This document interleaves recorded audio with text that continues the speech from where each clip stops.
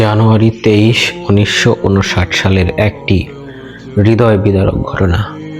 আমাদের সামনে বা আমাদের সমাজে এমন কিছু ঘটনা ঘটে যায় যা অমীমাংসিত। ঠিক এমনই একটি ঘটনার কথা আমি আপনাদের সামনে উন্মোচন করতে যাচ্ছি। 1959 সালে উরাল পর্বতমালার বরফে ঢাকা নির্জনতায় 9 জন অভিজ্ঞ পর্বত আরোহী রহস্যজনকভাবে মৃত্যুবরণ করে এবং এটি পুরো বিশ্বকে স্তম্ভিত করে দেয়।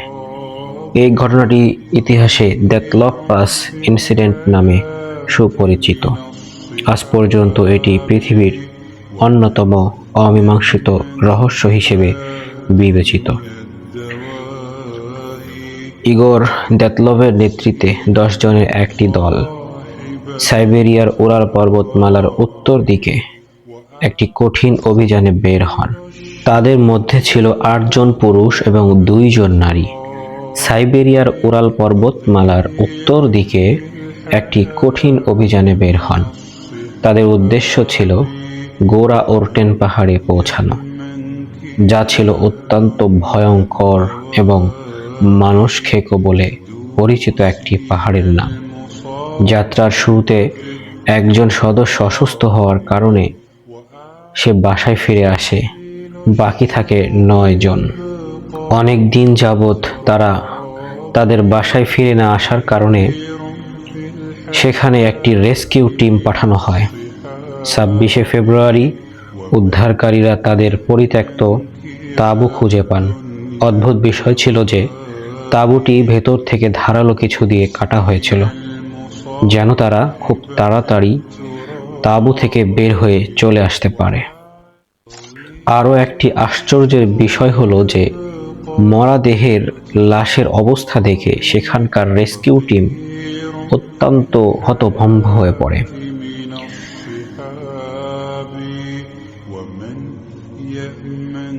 উদ্ধারকারীরা তাঁবু থেকে প্রায় 1.5 কিলোমিটার দূরে 9 জন সদস্যের মৃতদেহ খুঁজে পান। তাদের অবস্থা ছিল অত্যন্ত রহস্যজনক। তারা হিমাকাঙ্ক্ষিত তাপমাত্রার মাঝেও পর্যাপ্ত পোশাক ছাড়াই, অনেকে শুধু অন্তর্বাস পরা অবস্থায় বেরিয়ে এসেছিলেন। কারো কারো খুলি মারাত্মকভাবে ফেটে গিয়েছিল, কারো পাঁজরের হাড় ভেঙে চুরমার হয়ে গিয়েছিল। কিন্তু আশ্চর্যের বিষয় হলো তাদের শরীরের বাইরে থেকে কোনো আঘাত ছিল না।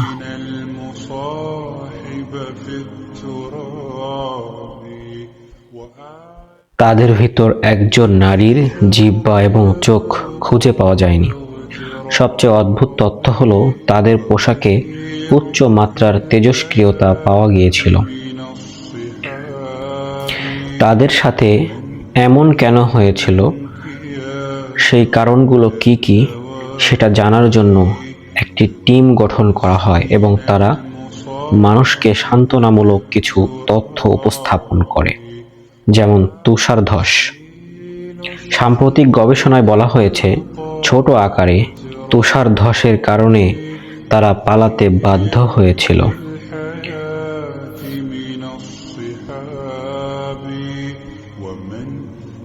বাতাসের বিশেষ ধরনের কম্পনের ফলে মানুষের মনে তীব্র আতঙ্ক বা হ্যালুসিনেশন তৈরি হতে পারে, যার ফলে মানুষ পাগলের মতো আচরণ শুরু করে দেয়। অনেকে মনে করেন সোভিয়েত ইউনিয়ন সেখানে গোপন কোনো মরণাস্ত্র বা রকেট পরীক্ষা করছিল, যার প্রভাবে তাদের মৃত্যু হয়। আরেকটি গুরুত্বপূর্ণ তথ্য জানা যায়, তা আমি আপনাদেরকে এখনই শোনাচ্ছি, চলুন।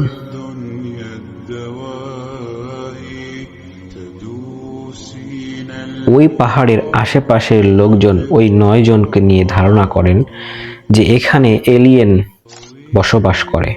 স্থানীয় মানসী উপজাতিরা ব্যাখ্যা দেয়, সেই দিন রাত্রে আমরা আলোর কিছু বর্ণনা দিতে পারি। সেখানে আলো এসেছিল, আসমান থেকে আলো নেমেছিল এবং হলুদ হয়ে গিয়েছিল আলোগুলো, যার কারণে তাদের মৃত্যু হয়। এখন আমাদের বিষয় হলো, এই যে 9 জন মারা গেল, তাদের এই অবস্থা হওয়ার পেছনে 2 মাস অতিবাহিত হয়ে যায়। এরপরে তাদেরকে খুঁজে পাওয়া যাচ্ছিল না।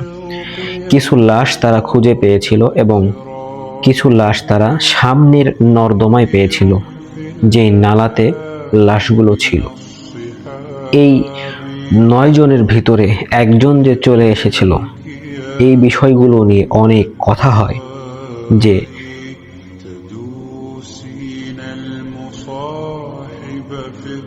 তাদের এই 9 জনকে সে হয়তো বা বিকল্পিত বা কোনোভাবে তাদেরকে প্ররোচনায় ফেলে বা তাদেরকে হত্যা করতে পারে, এমনটা মানুষ ধারণা করে। অথবা মানুষের এটাও ধারণা আছে যে এই যে সমস্ত তথ্যগুলো মানুষের সামনে তুলে ধরা হয়েছে, এই তথ্যগুলো মানুষ বিশ্বাস করে না। এই 9 জন যে মারা গিয়েছিল, এর পিছনে কোনো কালো অন্ধকার রয়েছে, যেটা মানুষ এখনো পর্যন্ত অনুধাবন করতে পারেনি। অবশ্যই মানুষকে সান্ত্বনা দেওয়ার জন্য তারা যে সমস্ত তথ্যগুলো প্রকাশ করেছিল, কেউই এটা বিশ্বাস করে নাই।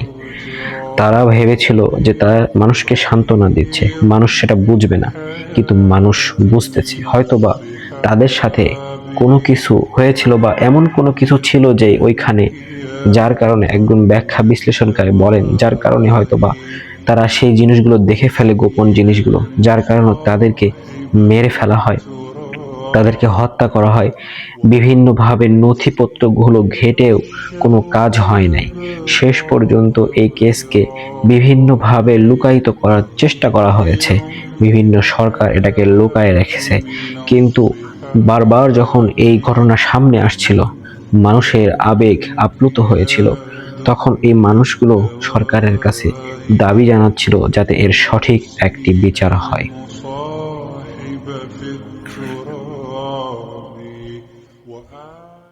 তবে যে মানুষগুলো সেখানে মারা গিয়েছিল, এর কি সঠিক কোনো বিচার হতে পারে? এটা কি অমীমাংসিত কোনো ঘটনা? এটা তো নিশ্চয় একটা অমীমাংসিত ঘটনা, কারণ এর কোনো প্রমাণ নেই। এই 9 জন ব্যক্তি যে মারা গেছে, এদেরকে কে মেরেছে এবং কিভাবে তারা মৃত্যুবরণ করলো, এর সঠিক তথ্য কেউই দিতে পারবে না। যার কারণে এই নথিগুলো আমাদের পাতায় রয়ে যাবে, কিন্তু আমাদের আশেপাশে এমন কিছু উদ্ভাবনীয় ঘটনা ঘটে যা আমরা কখনোই কল্পনা করতে পারি না। এমন কিছু ঘটনা ঘটে যা আমরা কখনো নলেজে নিয়ে আসতে পারি না, এটা কিভাবে ঘটতে পারে। এই 9 জন মানুষের কাছ থেকে আমরা শিক্ষা গ্রহণ করতে পারি যে এমন কোনো জায়গায় আমাদের যাওয়া উচিত না, যে জায়গায় আমাদের জীবনের হুমকি আছে। তো আজকের এই অনুসন্ধানটি আপনাদের কাছে ভালো লাগলে অবশ্যই লাইক, সাবস্ক্রাইব করবেন, কমেন্ট করে জানিয়ে যাবেন। আমরা সামনে আবার উপস্থিত হব এমন রহস্যময় ঘটনা নিয়ে। ধন্যবাদ, সবাই ভালো থাকবেন।